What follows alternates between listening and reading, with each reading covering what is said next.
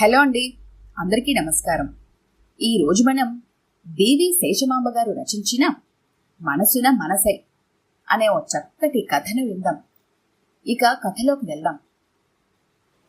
మధ్యాహ్న సమయం. సుమతి పని ముగించుకొని అప్పుడే మనవడి పక్కన నడుము వాల్చబోతోంది. అప్పుడే గేటు శబ్దం అయింది. పడుకునే ప్రయత్నం విరమించుకొని లేచి వెళ్లి తలుపు తీసింది. గేటు వేసి లోపలికి వస్తున్న ఆడపడుచును చూడగానే ఆమె ముఖం వికసించింది. ఎన్నాళ్లకొచ్చావు ఇందిరా అంటూ సంతోషంగా ఆహ్వానించింది. బావున్నారా వదినా? ఆరోగ్యం బావుందా అంటూ ప్రశ్నలు వేస్తూనే లోపలికి వచ్చింది ఇందిర. అంతా బావున్నాం అంటూ చల్లని మంచినీళ్లు ఇందిరకి అందించింది సుమతి. అబ్బా, చల్లటి నీళ్లు తాగంగానే ప్రాణం లేచొచ్చినట్లయింది అంది ఇందిర నవ్వుతూ. మీ వారు బాబు బావున్నారా అని అడిగింది సుమతి ఇందిర ఎదురుగా కుర్చీలో కూర్చుంటూ. నవ్వుతున్న సుమతి ముఖం ఎప్పట్లా అనిపించలేదు ఇందిరకి. ఏంటి వదినా, బాగా డల్గా కనిపిస్తున్నావు?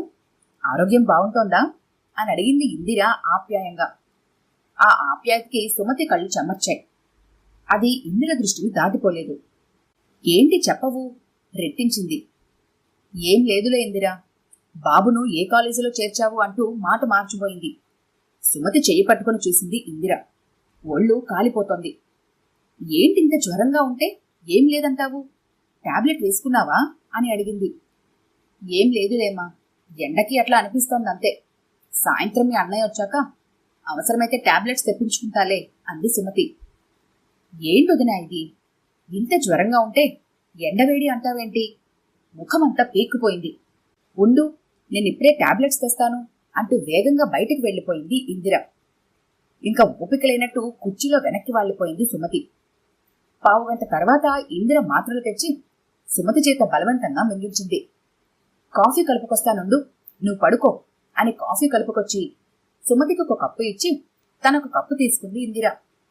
ఎందుకమ్మా నీకు శ్రమ అంది సుమతి మొహమాటంగా. కాఫీ కలిపితేనే శ్రమ అని నవ్వి, ఇప్పుడు చెప్పు, ఎన్ని రోజుల నుంచి జ్వరం అని అడిగింది. 2 రోజుల నుంచి. అయినా మాత్రలు వేసుకోవటం లేదు. ఎందుకని? అదే తగ్గిపోతుంది అనుకున్నాను. అంతేనా? అన్నయ్య పట్టించుకోవటం లేదని నిన్ను నువ్వు శిక్షించుకుంటున్నావా నిలదీసింది. నీకన్నీ తెలుసు, నేనింక చెప్పేదేముంది? ఇన్నేళ్లు కాపరం చేసి అన్నయ్య స్వభావం తెలిసిందానివి. ఎందుకొదినా బాధపడతావు అంది అనునయంగా. ఆరోగ్యంగా ఉన్నప్పుడు ఆయన పట్టించుకోకపోయినా నేను బాధపడను. కాని అనారోగ్యంగా ఉన్నప్పుడు ఎందుకో మనసు బలహీనమవుతుంది. తట్టుకోలేను. 2 రోజుల నుంచి జ్వరమని ఆయనకి తెలుసు.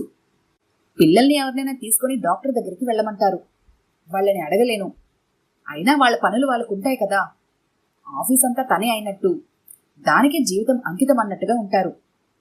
డాక్టర్ దగ్గరికి వెళ్ళావా అని మళ్ళీ అడగలేదు అంది సుమతి బాధగా. ఒంట్లో బాగా లేకపోతే నువ్వేమైనా ముక్కుతూ మూలుగుతూ పడుకుంటావా? పడుకోవు. ఏ పనులు మానుకోవు. ఇంకా అన్నయ్యకి నీ అనారోగ్యం సంగతి ఎలా తెలుస్తుందమ్మా?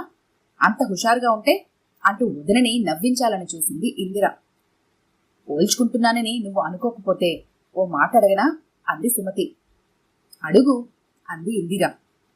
నీకెవరికైనా దగ్గో జలుబో వచ్చిందనుకో, అది తగ్గిపోయినా ఎట్లా ఉంది అంటూ ఎన్నిసార్లు అడుగుతారు చెప్పు అంటుంటే సుమతి గొంతు వణికింది. జవాబు చెప్పలేనట్టు నిస్సహాయంగా చూసింది ఇందిర. అందుకే ఏ అనారోగ్యం లేని పిడిరాయి లాంటి ఆరోగ్యమే నా అదృష్టం.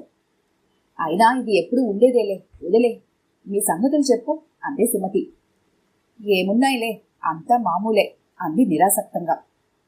ఈ రోజుకి ప్రత్యేకత ఉంది తెలుసా అని అడిగింది సుమతి ఊరుస్తున్నట్టు. సుమతి ఉత్సాహం చూశాక ఇంద్రికి కూడా హుషారొచ్చింది. అదే సుమతిలో ప్రత్యేకత. ఎలాంటి బాధనైనా పక్కకి నెట్టేసి నవ్వుతూ ఉండగలగటం. ఏంటో విషయం, తొందరగా చెప్పు ఊరించకుండా. ఇంక రేపటి నుంచి మీ అన్నయ్య ఫ్రీ అంది. అంటే రిటైర్ అవుతున్నాడా? అవును, ఈరోజే లాస్ట్ వర్కింగ్ డే. రేపటి నుంచి నాకు సవతిపోరుండదు అంది సుమతి హాయిగా నవ్వుతూ. సుమతి భర్త సదానందం నిద్రలో కూడా ఆఫీస్ గురించి ఆలోచిస్తాడని కొందరు బంధువులు ఆఫీస్ అతని మొదటి భార్య అంటూ జోక్ చేస్తూ ఉంటారు. ఇంక రేపటి నుంచి ఎంత హాయిగా ఉంటామో. ఇంటి విషయాల్లో నాకు బాధ్యత తీరిపోతుంది. ఏదో వండి పెట్టడం తప్ప ఇంకే వ్యవహారాలు చూడాల్సిన పని లేదు. ఇంటికి కావలసినవన్నీ ఆయనే తెచ్చేస్తాడు. నేను గడప దాటి వెళ్లే పని లేదు. రోజు మొత్తం ఇద్దరం కలిసే ఉండవచ్చు కబుర్లు చెప్పుకోవచ్చు, కలిసి తిరగచ్చు. మా చెల్లాయి తమ్ముడు వాళ్ళింటికి వచ్చి 2 రోజులు ఉండమని ఎప్పటినుంచో అంటున్నారు. ఇంకా మేము వెళ్ళవలసిన ఫంక్షన్స్ కూడా చాలా ఉన్నాయి చెప్పుకుపోతోంది సుమతి ఉత్సాహంగా. మా ఇంటికి వచ్చి 4 రోజులుండాలి అంది ఇందిర. అలాగే, ముందు మీ ఇంటికే వస్తాను. అయ్యో, నాకు మతి పోతోంది. నిన్నిట్లా కూర్చోపెట్టేసి మాట్లాడేస్తున్నాను. ఏమైనా తిందుగాని పదా అంటూ వంటింటి వైపు దారి తీసింది సుమతి. ఇప్పుడేమీ వద్దులే వదినా, భోజనం చేసి బయలుదేరాను. కాసేపు రెస్ట్ తీసుకో అంది ఇందిర. అయితే కొద్దిగా టిఫిన్ చేద్దువులే. మీ అన్నయ్య రిటైర్మెంట్ తలుచుకోగానే నాకు బలం వచ్చేసింది అని. అయినా మీ అన్నయ్య మాత్రం ఏం చేస్తారులే. ఆయనకి పై వాళ్లతో మాట పడటం ఇష్టం ఉండదు. కింది వాళ్ళు పని చేయరు, ఆ పని కూడా తనే చేస్తారు. మాట అనే అవకాశం ఇవ్వరు. ఏం చేస్తాం, కొందరి స్వభావం అలా ఉంటుంది అంది. మా పిన్ని కూతురు పెళ్లి పైనల్లోనే. వాళ్ళ అబ్బాయి పెళ్లికి వెళ్ళటానికి మాకు కుదరలేదు. ఇదే వాళ్ళ ఇంట్లో ఆఖరి పెళ్లి. తప్పకుండా వెళ్ళాలి. ఆయనకి తీరికేగా. సుమతి చిన్నపిల్లలాగా ఉత్సాహంగా చెప్తుంటే ఇందిరకి ముచ్చటేసింది. సుమతికి సదానందంతో పెళ్ళయ్యేసరికి ఇందిరకి 5 ఏళ్లు. సుమతికి ఇందిరకి 15 సంవత్సరాలు తేడా ఉంది. సుమతి ఇందిరని కూతురులాగా చూసుకునేది. ఇందిరకే కాదు, మరిదికి కూడా కావలసినవన్నీ సుమతి ద్వారానే సమకూరేవి. సుమతి మనసు పూర్తిగా అర్థం చేసుకున్నది ఇందిర ఒక్కతే. సదానందానికి సుమతి ఇష్టాయిష్టాలు, అభిరుచులు తెలియవంటే అతిశయోక్తి లేదు. వాళ్లకి 2 కొడుకులు. కోడళ్ళిద్దరు కూడా ఉద్యోగాలకి వెళ్తారు. అందరికీ అన్నీ అమరుస్తూ, మనమల్ని చూసుకుంటూ తృప్తి పడుతూ ఉంటుంది సుమతి. సదానందం సర్వీస్లో ఆఫీస్ అవర్స్ కాగానే ఇల్లు చేరిన సందర్భాలు చాలా తక్కువ. ఆఫీసర్ సర్వస్వంలాగా ఉంటాడు. రాత్రి 7:30కి ముందు ఇంటికి ఎప్పుడూ రాడు. సెలవులు పెట్టడం కూడా చాలా తక్కువ. ఆఖరికి ఎల్టీసీ కూడా వాడుకోడు. కొంతకాలానికి తల్లిదండ్రుల ఆరోగ్యాలు బాగాలేక, ఆ తర్వాత చెల్లి తమ్ముళ్ల చదువులు, పెళ్లిళ్లు, పేరంటాలు, తన పిల్లల చదువులు, ఎప్పుడూ ఏ ఒక బాధ్యతలతో తలమునకలుగా ఉండేవాడు. వెనక ఆస్తిపాస్తులు లేకపోవటం వల్ల అన్నీ జీతం డబ్బులతోనే జరగాలి. సుమతి తరపున ఏమైనా శుభకార్యాలు జరిగినా ఒక్కతే వెళ్లేది కాదు. సదానందానికి కుదరకపోతే తను మానుకునేది. అందుకే భర్త రిటైర్ అవుతున్నాడంటే ఎంతో సంబరపడిపోతుంది. పైగా ఆర్థిక ఇబ్బందులన్నీ అధిగమించేశారు. ప్రస్తుతం ఏ లోటు లేదు.